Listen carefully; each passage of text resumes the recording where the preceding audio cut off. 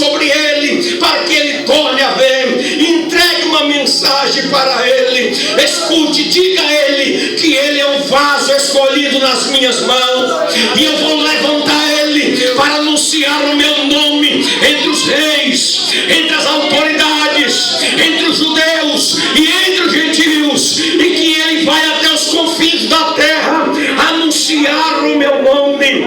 Escute uma coisa, amados irmãos, porque o Senhor o chamou, porque o Senhor o escolheu, porque a igreja não havia entendido, a igreja não havia compreendido o propósito de Cristo através do Evangelho.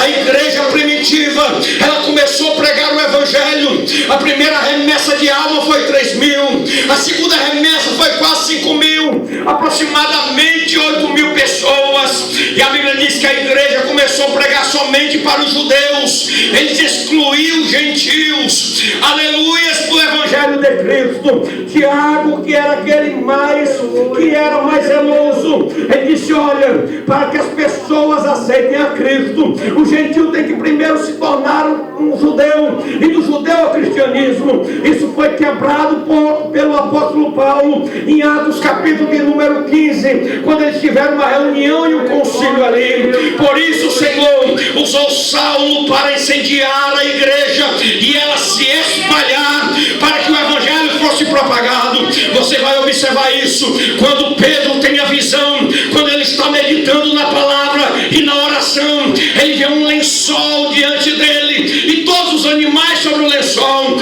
A Bíblia diz que o Senhor por 3 vezes disse: Pedro, mata e come. A Bíblia diz que Pedro disse: olha, Senhor, desde a minha meninice eu nunca coloquei nada impuro na minha boca. Ele disse: Pedro, como é que tu chama de imundo aquilo que eu purifiquei? Sabe por quê, irmãos?